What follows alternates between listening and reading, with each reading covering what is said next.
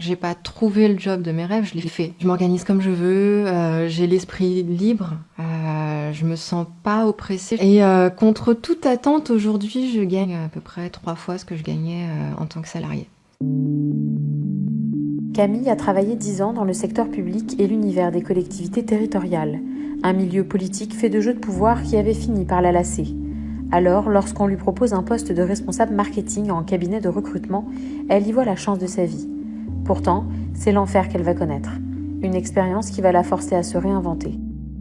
Petite boîte, super ambiance, grande perspective sur les Champs-Élysées. Ça envoyait un petit peu du rêve, quoi. Enfin, les paillettes et l'équipe jeune dynamique. Tout commence vraiment hyper bien. J'avais envie de me lever le matin, d'y aller en courant, mais assez vite.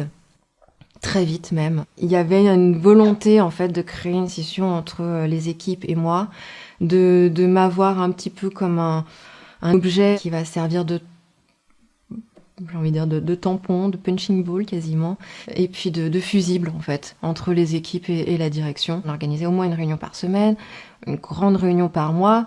Au début, j'étais invitée, et puis finalement, au bout d'un moment, on m'a dit, bah non, finalement, ce sera pas toi, ce sera ta collègue qui sera invitée, toi, t'es plus invitée. Enfin, j'étais la seule, d'ailleurs, à ne plus être invitée, de toute l'entreprise. Au bout d'un moment, on passait me voir en disant, faudrait aller acheter les croissants. Voilà. Et puis, au bout d'un moment, on commence à avoir des réflexions sur son physique, des réflexions sur la façon dont on s'habille. Ce serait peut-être une bonne idée de faire de la chirurgie esthétique, par exemple. Vous vous êtes sentie humiliée ? J'ai été humiliée, ouais. Plus d'une fois. Ces harcèlements en fait venaient de la part de ma direction. C'est ce qui compliquait un petit peu l'affaire parce que du coup je n'avais personne vers qui me tourner. Donc si je voulais me plaindre comme dire, enfin connaître plutôt mon mal-être, je pouvais pas parce que finalement ma supérieure c'était la direction et le mal venait d'elle quoi. Jusqu'au jour où cette directrice me dit mais Camille, vous, je pourrais dire ou faire ce que je veux, vous partirez jamais vous. Aujourd'hui, je me rends compte que ce que j'ai fait dans cette entreprise était un travail qui était le travail d'au moins 4 ou 5 personnes et que je l'ai fait seule et que je l'ai fait de 8h à 20h tous les jours, 6 jours par semaine quasiment. Je suis un peu émue, pardon. J'ai eu absolument aucune reconnaissance pour ça, quoi. Voilà. Et au contraire, on m'a dit c'est pas bien. 18 mois plus tard, vous recevez un mail qui vous accuse d'une faute grave que vous n'avez pas commise. Vous profitez d'une rupture conventionnelle pour prendre le large. Dans quel état étiez-vous à cette époque ? En m'échappant de ce poste, en fait, j'étais vraiment dans un état où je me suis dit, ok, je vaux rien professionnellement, je ne sais pas faire, je suis mauvaise dans ce que je fais. J'avais perdu quasiment 10 kilos, enfin j'étais... Même moi, je me reconnaissais pas vraiment. Et donc voilà, je suis sortie vraiment au ras du sol, quoi, voilà. Pourtant, à votre grande surprise, cet événement professionnel malheureux va vous mettre sur la route du bonheur. C'est un tout petit milieu, le milieu dans lequel j'étais. Et j'ai été très surprise d'avoir le téléphone qui sonne sans que ce soit moi qui le demande. J'ai été surprise qu'il y ait eu un bouche à oreille en fait, qui se soit fait. J'ai eu l'occasion d'avoir en fait un rendez-vous avec un concurrent de cette entreprise dans laquelle j'étais. Il m'a dit mais en fait on a regardé ce que tu as fait, ça fait un moment qu'on suit ce que tu fais et en fait c'est top et on aimerait bien avoir la même chose quoi. Quoi ? Mais par contre, on peut pas recruter. Donc, est-ce que ça t'intéresserait de travailler en tant qu'indépendante ? J'accepte une première mission, puis une deuxième, puis une troisième, et ainsi de suite. Puis en fait, assez rapidement, je me dis, c'est cool, en fait, j'aime bien travailler comme ça.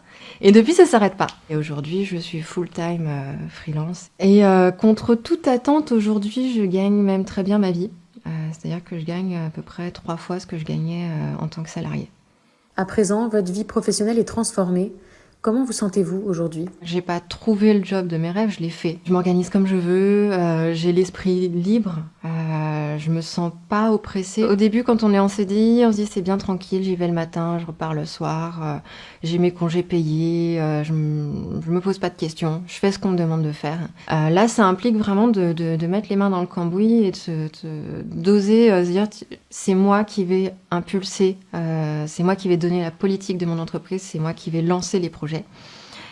Ça peut faire peur sur le papier, mais en fait, une fois qu'on y est, c'est génial, quoi. Voilà. Pour la première fois, vraiment, je me lève le matin en disant j'ai envie vraiment d'y aller. Je me sens à la bonne place, ouais. Parce que je fais les choses comme je suis.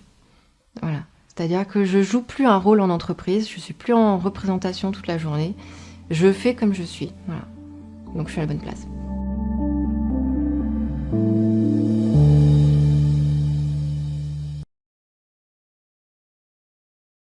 J'ai pas trouvé le job de mes rêves, je l'ai fait. Je m'organise comme je veux, j'ai l'esprit libre, je me sens pas oppressée. Et contre toute attente, aujourd'hui, je gagne à peu près 3 fois ce que je gagnais en tant que salariée. Camille a travaillé 10 ans dans le secteur public et l'univers des collectivités territoriales, un milieu politique fait de jeux de pouvoir qui avait fini par la lasser. Alors, lorsqu'on lui propose un poste de responsable marketing en cabinet de recrutement, elle y voit la chance de sa vie. Pourtant, c'est l'enfer qu'elle va connaître. Une expérience qui va la forcer à se réinventer.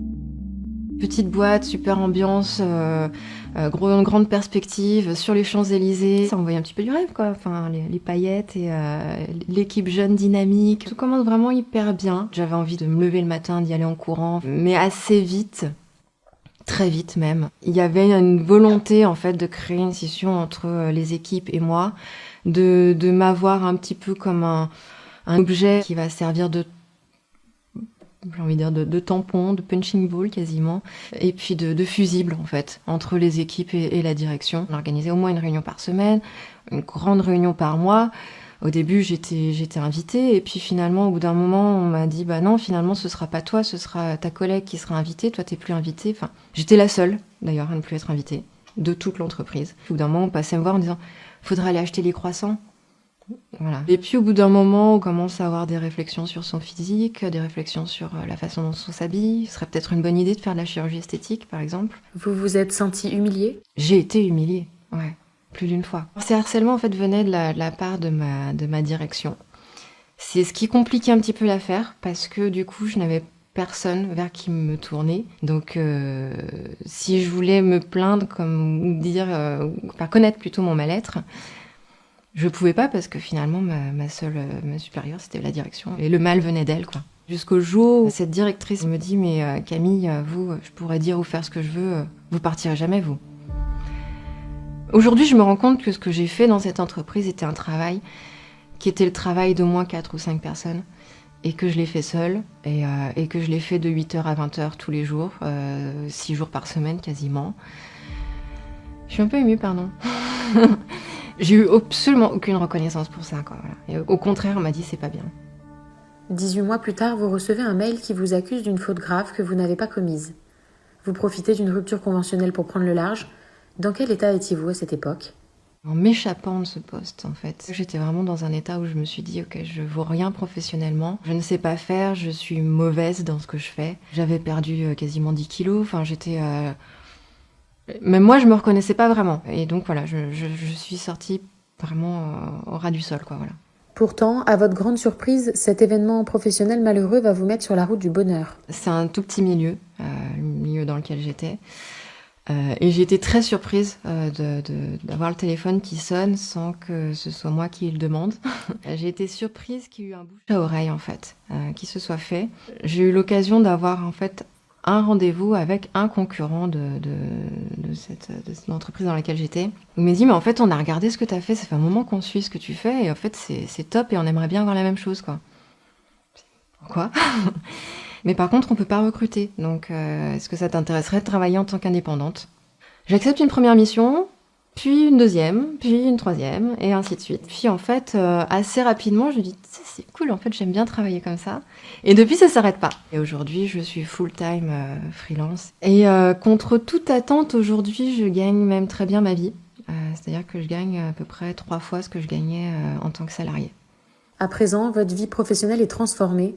Comment vous sentez-vous aujourd'hui ? J'ai pas trouvé le job de mes rêves, je l'ai fait. Je m'organise comme je veux, j'ai l'esprit libre, je me sens pas oppressée. Au début, quand on est en CDI, on se dit c'est bien tranquille, j'y vais le matin, je repars le soir, j'ai mes congés payés, je me pose pas de questions, je fais ce qu'on me demande de faire. Là, ça implique vraiment de mettre les mains dans le cambouis et d'oser se dire c'est moi qui vais impulser, c'est moi qui vais donner la politique de mon entreprise, c'est moi qui vais lancer les projets. Ça peut faire peur sur le papier, mais en fait, une fois qu'on y est, c'est génial, quoi. Voilà. Pour la première fois, vraiment, je me lève le matin en disant j'ai envie vraiment d'y aller. Je me sens à la bonne place, ouais. Parce que je fais les choses comme je suis. Voilà. C'est-à-dire que je joue plus un rôle en entreprise, je suis plus en représentation toute la journée. Je fais comme je suis, voilà. Donc je suis à la bonne place.